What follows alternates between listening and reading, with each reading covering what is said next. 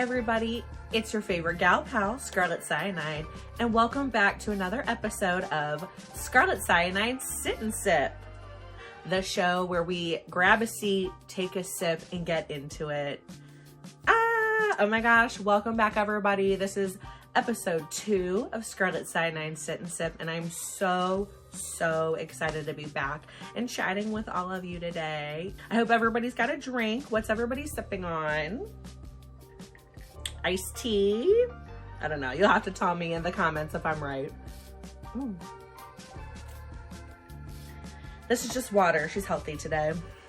So what are we here to talk about? We are here to talk about RuPaul's Drag Race Season 17, Episode 4, I'm a Drag Queen. That's the name of the episode. But that's true of me as well. And this episode was really fun because they got to take iconic past moments in Drag Race history and create songs out of them. So before we get into that, I just have to take a second to give you all your flowers because y'all, oh my gosh, the outpouring of love and support I have received from starting this channel has been so truly overwhelming. And I really honestly can't thank you all enough. I actually hope in the intro that you saw that beautiful and amazing fan art that I was sent by drag queen Big Fat Dixie. And I have her on Instagram there.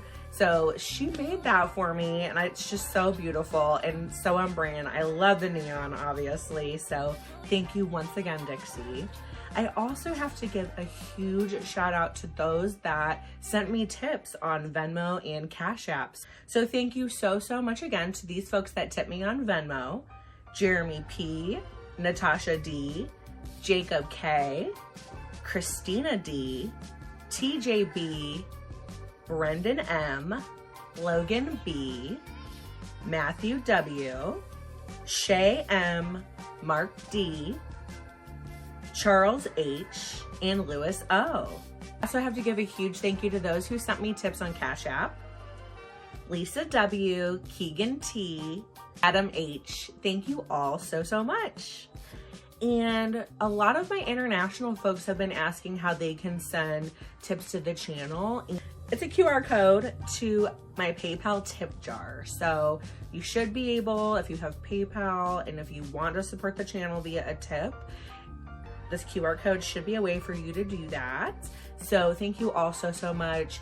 I think we should be close to me being able to offer you guys more things on this channel in general.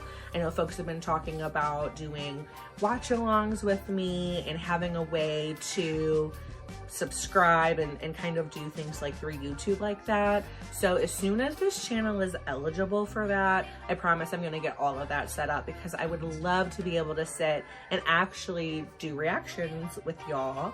But you know, for a lot of copyright issues, it's just a lot easier for the channel for us to do that in a more subscription lockdown way. So more information on that will be coming when, I know. Speaking of things that are coming up, I actually wanted to talk to y'all about what you want to see me recapping this year. So this graphic right here is showing everything that's confirmed so far for filming, and then a lot of things that we are expecting this year. So as you can see, there's quite a bit. So our confirmed are Drag Race Mexico, Canada vs. the World, Drag Race Philippines, which I can already tell you, I'm covering Drag Race Philippines because they're like the loves of my life. Drag Race Global All-Stars, Drag Race UK. I'm definitely gonna cover my UK girls, so that is like down. And then Drag Race España, which I have been there from the start of España, so I'm thinking that'll be part of the rotation. I also, of course, want to definitely do Dragula. I'm assuming they're coming back. I had a great time watching the Dragula season by myself this last time, so I would love to actually share my opinions with all of you on Dragula. And then we have a bunch of potential, I guess unconfirmed still as of yet, but we should be getting them. So we have lots of seasons to take a peek at this, and let me know in the comments below if there are any seasons that you just absolutely want to see me cover. All right, with all that being said, it is time. Why don't you grab a seat, take a sip, and let's get into season 17, episode 4, I'm a Drag Queen. Ooh. The girls enter back into the workroom at the very beginning of the episode. Lucky Stars has just been sent home. They're reading her lipstick message, and everybody is really upset. Lexi starts, you know, I think crying first and saying, I saw a part of me, a young version of myself in Lucky. Ariette is devastated. Everybody is so sad.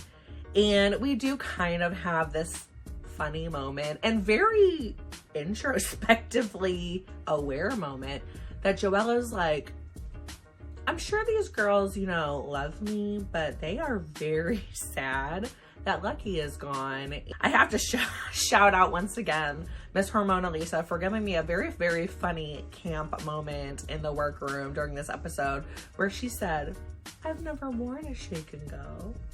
And this amount of side eye and my gay screech that leapt out of my mouth when she said that, I am just really enjoying her, and I'm gonna definitely talk about her more later in this episode, but I really enjoyed and wanted to call out this moment that I saw on Instagram where it's a very iconic bob situation that she's been wearing. The girl said, baby, that's your shake and go. Apparently Hormona Lisa has donated that to Roscoe's Tavern. So Roscoe's Tavern now, I guess, will have Hormona Lisa's wig on display. Which now the girls talk to RuPaul. They find out that they're gonna be doing reenactments of iconic moments in Drag Race history. I love when Drag Race does a self-reference moment. I think we all do because it's just so fun. And those moments are just our moments, essentially, you know? It's like very specific to Drag Race fans and also just queer people. Like, these are our iconic moments. So, oh my God, is this like we write the history moment that I'm having like Mariah?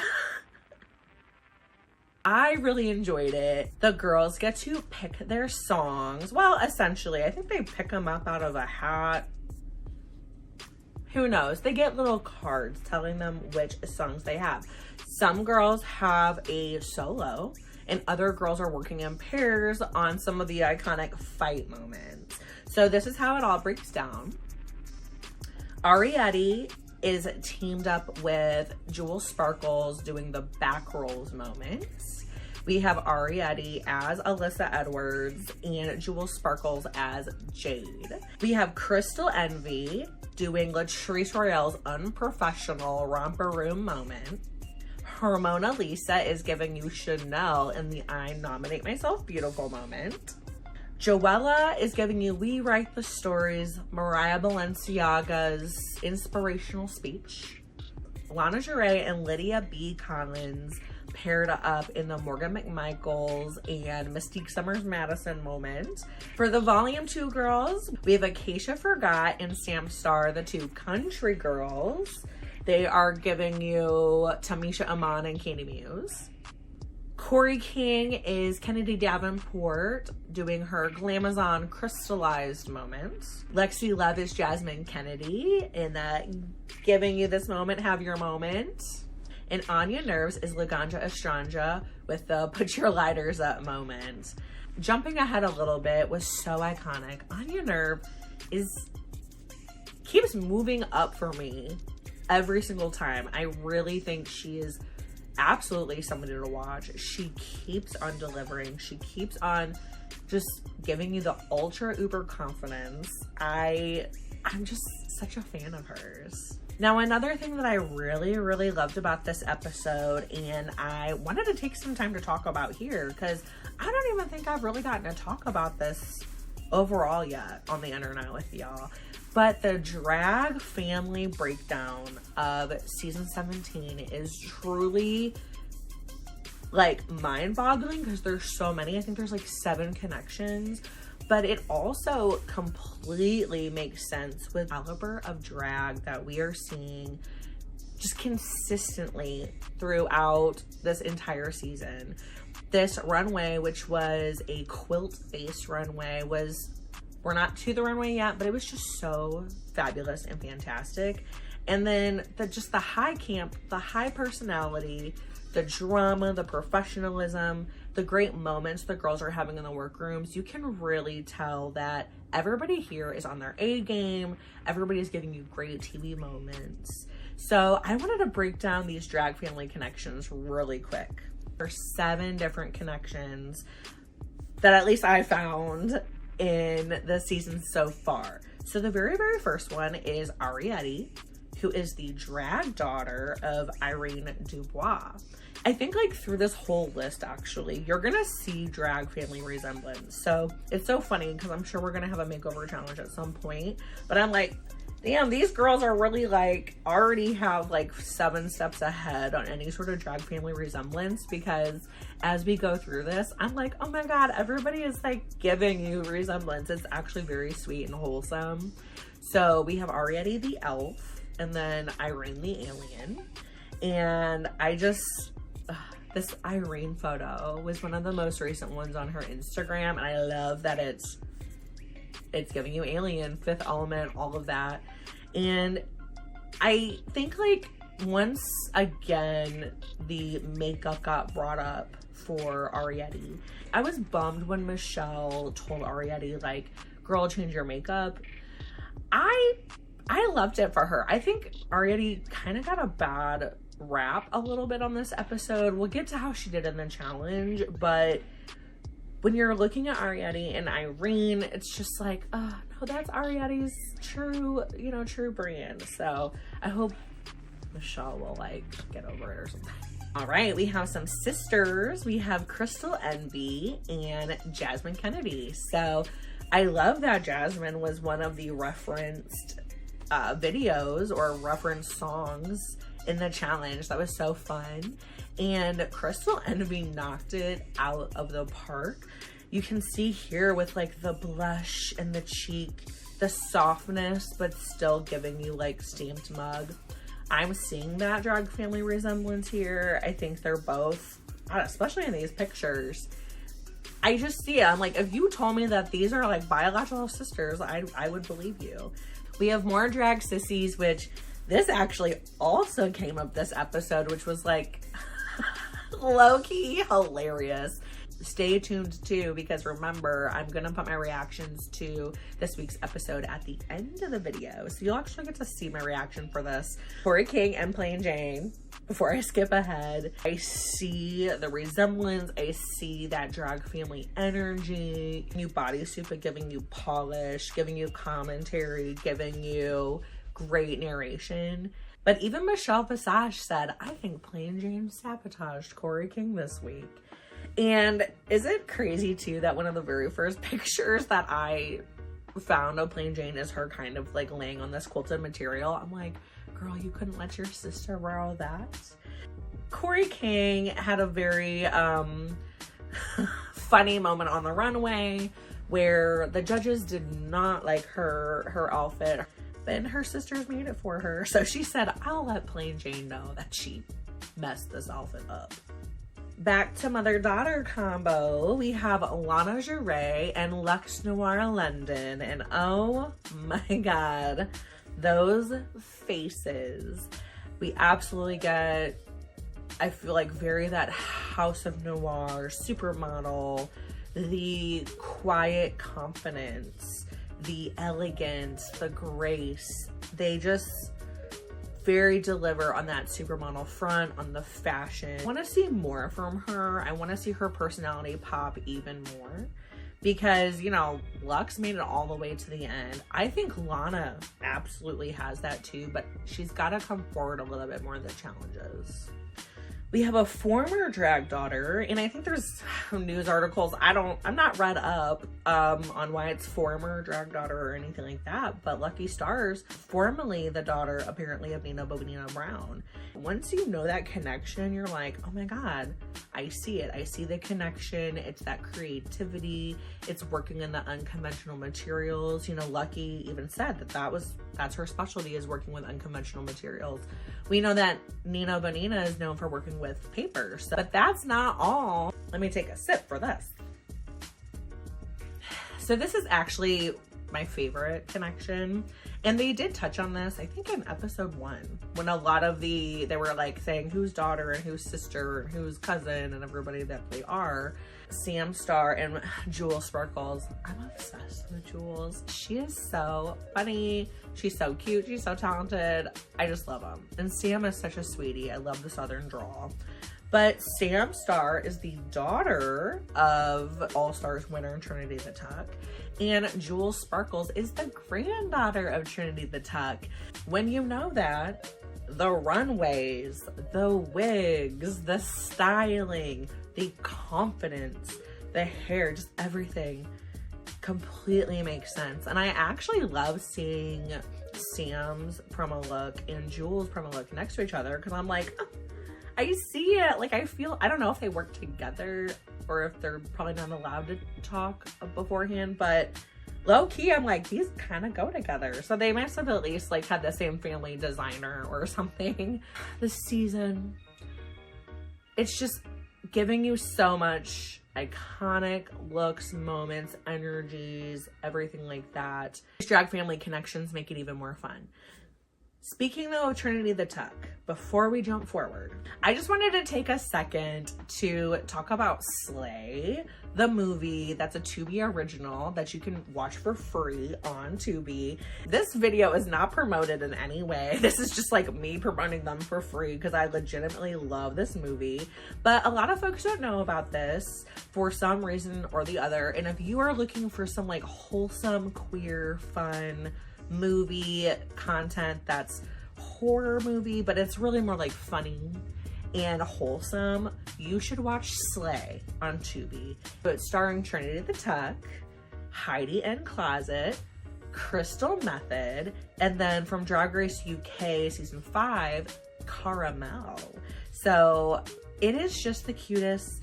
For a little brief synopsis, it is a movie where the girls are a drag family. Trinity the Tuck is the drag mom.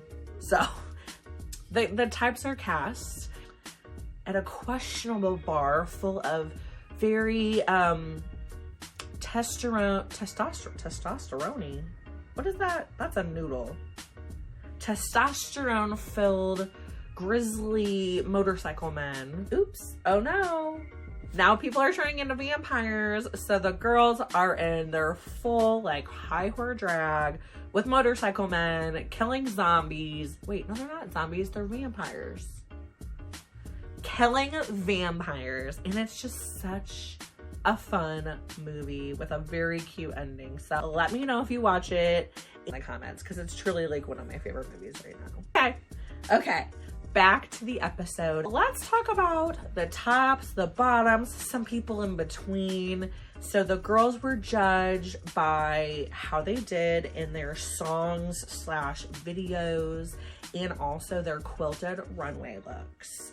Now, the tops of the week were Crystal Envy and Anya Nerve. Miss Crystal Envy, I actually was very pleasantly surprised with her delivery. Just honestly, she was so organized. You could tell she's like pageant girl, because she's like, I need this, you stand over here, you do this. Kind of funny that the song that she got was Unprofessional, which was Latrice Royale's, you know, original moment, because she was so professional that she used the cast so well. Her video was so fun. She was giving you confidence. The girls were voguing. It was a very fun moment. Her runway was beautiful and incredible. It was everything that you would expect out of a girl who knows what she should be doing on Drag Race. It was giving you long train. Every little thing on her body was quilted. The colors were beautiful, the red and the gold. And I know a lot of the judges, that was their favorite look of the night. Now, the other top was Anya Nerve. She continues to get on the girls' nerves. She got a solo moment. She got the Laganja moment, the put your lighters up. Her delivery of this moment was some top tier, needs to win like a Tony in a musical. She was giving you lounge singer, but all of the funny overacting lines. She looked incredible. And the girls, when they were watching her film it, they're like, she looks too good. Now, Anya's look was absolutely gorgeous. We heard in the workroom that she definitely pulled inspiration from her heritage and her cultural. There was another really great workroom moment where Lexi asked the girls what were people's motivations for starting drag, and Lexi shared that she started doing drag out of pure survival as like a job and a skill. She was accepted into a drag family where she was living in a house that didn't even have working water or electricity or anything like that, but that was still a better and healthier environment for her because she could be true to herself. Jules also shared that drag was a form of being able to express gender identity. Anya won, so well deserved. Crystal was a little pressed, really thought that she was gonna win, but Anya Nerve got the win, so congrats. It was iconic. I want to give a couple mentions out because I really enjoyed some of these other runway looks that were safe. Lana Gervais, I loved this look. When she came out, I'm like, oh, that's so cute. And the more I looked at it, the more what an art piece it was. The wig, her tiny little 20-inch waist, the color blocking, even the little things like around her knees. I don't know, not leg warmers, but the little boot covers. There we go. Everything was just so beautiful, so polished and adorable. I loved Sam Starr's look. I almost said Sam Smith. That's a singer. I loved Sam Starr's look. I thought that even though that we have seen this before. We've seen this look before, this concept and idea before. But in my opinion, this was the most beautifully executed version of it. But I gotta give my favorite girl, Lexi, some love. Lexi love. Let's give Lexi some love. I loved her look. Her look gagged me. I love the line that she said that she's the most sickening guard outside of the Fashion Institute. And like, I felt that. She looked so fierce. You could tell she looked so fierce. Everything was just such a fashion moment. The only reason why, in my opinion, she wasn't in the top is because Jasmine Kennedy, I liked what she did, but it didn't stand out enough over some of the just high energy or super captivating songs that some of the other girls had. Now we have a Miss Akesa Forgot. I hope we see something more from her. I feel like it's kind of this look and this cut and these types of fabrics every single time. It's just not super interesting to me. And Drag Race, the expectations are like your outfit is gonna like needs to be seen from space, and a lot of times less is more. A lot of times simple things can be stunning, but there's just nothing super exciting about what I've seen so far. Same thing with Mona Lisa. This look is fine. It's pretty. It's once again, it's a silhouette that we've seen. The colors of the fabric are nice, but I just think this kept her out of the top. Like her moment with doing Chanel in the song, I thought she could have been a top. I thought it was hilarious. And I love the misdirect kind of production that we saw where it looked like she was just like laying on the floor and like being crazy or something, but the song was really good and her acting in the song was really good. let me talk about the bottoms of the week. So much, I feel like, to people's surprise, because in Untucked, they were saying that they thought that she would be a top. Ariette was in the bottom. I don't agree with her changing her makeup, but I do agree that she did not stand out in her song when she was paired up with Jules. Because Jules was giving you the overacting, the camp, the funny faces, and Jules was giving you Alyssa way more than Ariette was. And then the judges, while they acknowledged her look was super high fashion, because it is, they did point out that it does not fit the category because it is not like done in a quilted method. So she was bottom 3, but ultimately she was safe, and I absolutely was so glad, because I'm like, there's no way Ariette needs to be in the bottom today. There are other girls that qualify for the bottom today. Well, one of the 2 girls that qualified for the bottom was Corey King. Now, apparently we have Plain Jane to blame for some of this, because as Michelle said, Plain Jane sabotaged her. But as Miss Lexi Love said, there are eggs shooting out from under her butt. Yeah, so what really sealed the deal for Corey being in the bottom was, not only was her look just not as polished as it needed to be on the runway, there were issues with the train. You could see the back of her breastplate, her boobs for queens. You could, you know, there was things sticking out where they shouldn't have been. Her crystallized Kennedy Davenport moment, it just didn't come to fruition in a way that really made sense or really even did justice to the crystallized moment. It had kind of like what seemed like a verge of a good idea, but then it didn't translate on camera, where she was trying to do a gag with the yellow dress that the judges didn't like from the week before. She had a like bodysuit version of that already, and she had them like ripping the yellow dress off to show the crystallized yellow bodysuit version underneath. In theory, that works out for the crystallized version of the song, but on camera it just didn't look like anything. This thing where she's like falling down, and it just didn't make sense. It didn't do justice to the song, and she was in the bottom with Miss Joella. Ooh, Miss Joella. When Joella came out on the runway this week and said, "This is camp, baby." Like, they said quilted runway, and she said, "I'll just wear a quilt." It wasn't clever enough. It was like the first idea you get when you're just like sitting around and brainstorming, and maybe you've been like participating in the devil's lettuce or something like that, and you're like, it's a quilt runway. She had a little itty bitty hole, like a porthole, or a glory hole, like they said, where you could barely see her face, and then on the back it was like a picture of RuPaul, and that was it.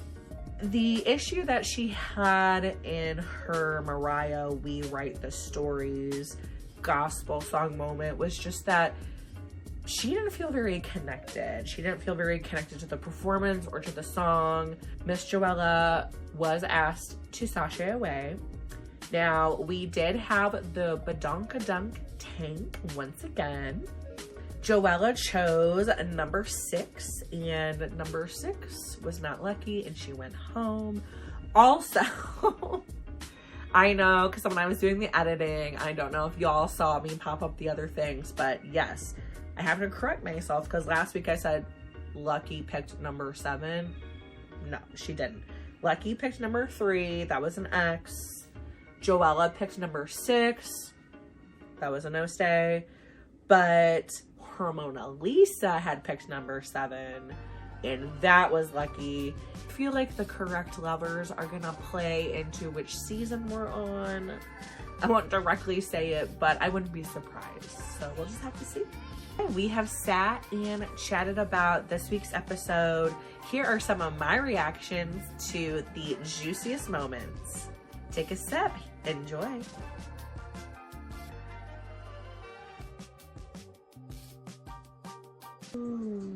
Yeah, by Lucky. I know how much Lucky has to show. I feel like I saw a young me in Lucky. Wow. Oh, they all love her. Being out of control in that way. Wow. Yeah, that's really sad. The girls really feel like they should have, like, maybe done more or something. They're just sad. Oh. Why are so many people crying? Girls love me. However, I'm kind of getting the vibe that maybe like Lucky Stars a little bit more. Oh. Oh. Sorry, I'm still here. The two country girls. Oh, the two country girls. Oh my god, that was so good. That was so good. Oh yeah, she's not even playing it. Oh my god.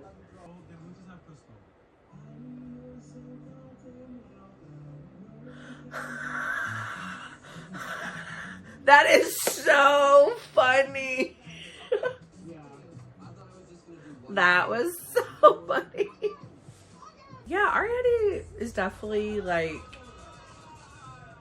maybe in her head this week because of her friend going home.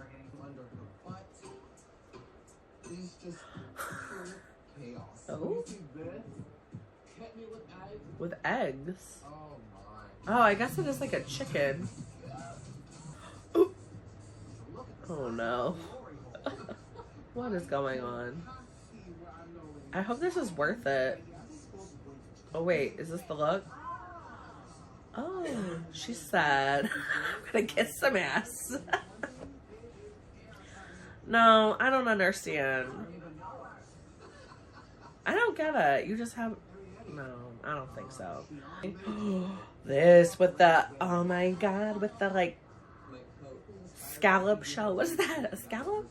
I don't know, but obviously we've seen that done before, but I think this is the most beautiful version that we have seen on the runway. Ooh, this is gorgeous. Oh, Lexi.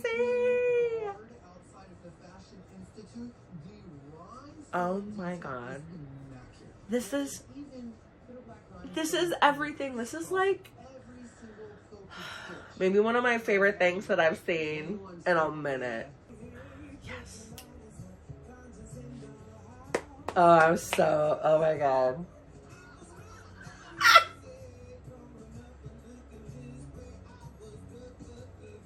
Yes.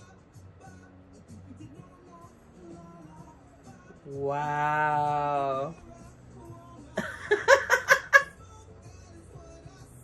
Oh man, the vocals are so good. Everything. It's very...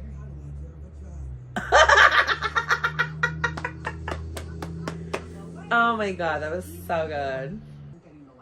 Yeah. These colors look beautiful on you, but one thing I want you to be aware of when you turn around and we see the bib kind of coming Ooh, up. yeah. It kind of takes you out of the fantasy when you see the split. Now, Yep. who made this outfit? My good sister, Plain Jane and Big Atlas. If the train doesn't, I'll let Plain and Atlas know. Ooh! Yeah, blame them. You hear that? Damn, Michelle's like, let's talk about it. She looked ugly with that Betty Boop makeup on. Damn. That's exactly what I said. I'm like, she's sabotaging from beyond the groove. congratulations, you're the winner of this week's challenge. Yay! Yay, yay, yay, yay. I love it. Do you have something on underneath that? I hope so. So, Corey is absolutely staying.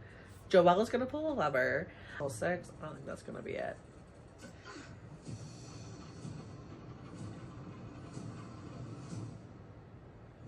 No.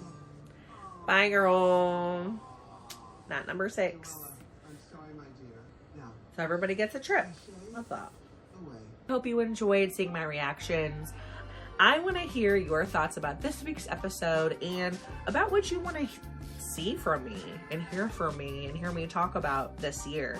So leave all that down in the comments below. Sit and sip with me next week at 5 p.m. Until next time, divas. Bye.